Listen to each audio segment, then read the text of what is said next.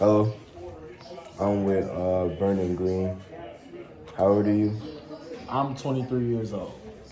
Uh, huh? Vernon, before we get started, I'm gonna ask you, how was your high school experience? My high school experience was nice. I enjoyed my 4 years. I learned a lot. I grew a lot. And by the end of it, I felt like a better person than I was when I started. Good. Purpose of high school. Do you remember any specific historical events that happened while you were in high school? Um, let's see. Obama got. Wait, did he get reelected? Yeah, because he was '08. Yeah, so Obama's presidency ended while I was in high school. Trump got elected. I remember one of my psychology teachers actually crying because Trump got elected. Oh, this is at Loyola, right? Yeah, this was at Loyola. It was a treacherous time, but yeah, that was one big historical event that happened, and maybe a few more, but I don't know. That was the biggest. Well, I want to ask you, the historical event that I want to ask you about, which isn't historical at the moment, but will be in a couple years, is the start of the COVID-19 pandemic. Okay, 2019. Where were you when this pandemic started? I was in my sophomore year of college. Yeah. I had just pretty much just finished the football season, which I didn't play in that year because I had torn my ACL. So I was like in the middle of my recovery, going into pretty much spring break. All the administrators, teachers, and everybody was just kind of like, all right, everybody, it's kind of an emergency, and they sent us all home, just like that. Was it difficult for you to leave college, just drop college and go home? Yeah, I had to get home first of all, because all my stuff was in the school, so it was hard for me to gather all my belongings. I kind of had to pack light first and then leave a lot of my stuff in storage because they had some options for that.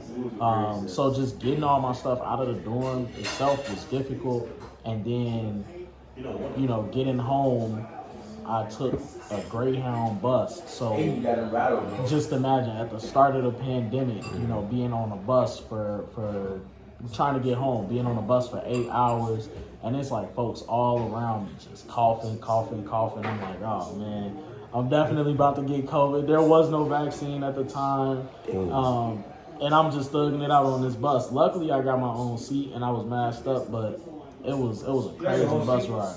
Yeah, I did have my own seat. And then when I actually got home, home was my grandma's house at the time, so I stayed there. We quarantined.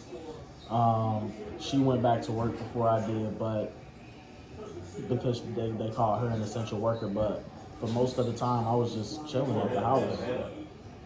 With your torn ACL? Yeah, I did have a torn ACL, but I was off the crutches at that time, so I was walking around, kind of still doing my rehab on my own. But it was difficult dealing with that too because I was less mobile than before, and kind of my recovery got not postponed, but I had to do a lot of recovering on my own. So how did COVID affect your home life while you were at home with your family and friends? Home life, it was just me and my grandma. I didn't see my mama for a while. I didn't see a lot of folks, a lot of family. I didn't see my girlfriend. I didn't see friends or anybody for a real long time. It was just me and my granny. And like I said, she started going to work before I did. So for a lot of days, my sleep schedule was torn up. So I was already sleeping weird hours of the day. I could very well go 24 hours without seeing another human. Consistently, especially the days where I was like waking up at like 3 a.m., staying up all night, just because I couldn't sleep because I was restless. It was a crazy time, you know. Do you think that isolation has affected you in some way to make you the person you are now? I mean, I believe so. It was a very internal time. I had to spend a lot of time with myself and be comfortable with that. And so it came with a lot of, I guess, mayhem. Because it was kind of a repetitive cycle of just waking up. Sometimes I don't talk because if there's nobody to talk to, I'm just gonna talk to myself. But a kind of repetitive cycle of just waking up, going through the motions, trying to find some intention in the day, and the days that are getting more and more alike. But I started to deal with that by, taking care of myself, cooking meals, doing my homework, spending more time on schoolwork, writing a lot, typing papers. I was working out a lot at the time, especially because I was still an athlete. I was still playing football, How do you think the pandemic affected your social skills? And was it easy for you to get back into society after COVID died down? I was digging it after a while, not having to really deal with people, but eventually I realized that that's not sustainable because I do enjoy, the company of people now and again, even though I was starting to even enjoy that time I got by myself, the alone time. I did desire to, reintegrate socially, spend more time with my girlfriend, get back in touch with my friends.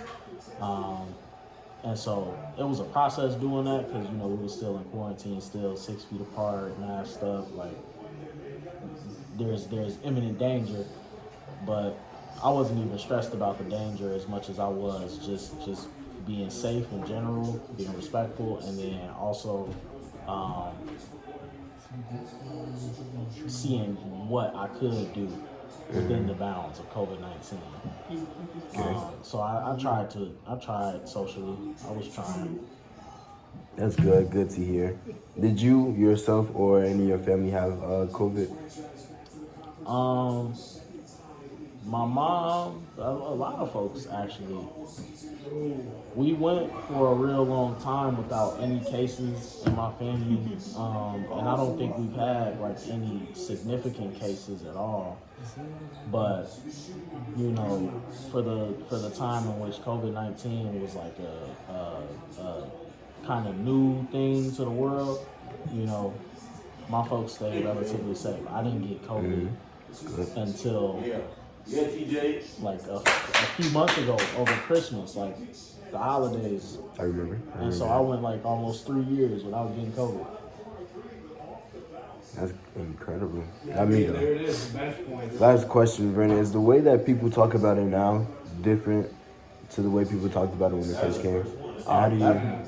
Definitely. Just look at the way the world is talking about it. I think in Illinois, or either in Illinois or in the whole United States, like COVID-19 is no longer declared a global pandemic, so people are talking about it in like past tense. And then also just some of the government programs associated with COVID-19, like people used to be able to buy like COVID-19 tests in bulk, but you can't even do that anymore with like I don't know, like federal coverage. So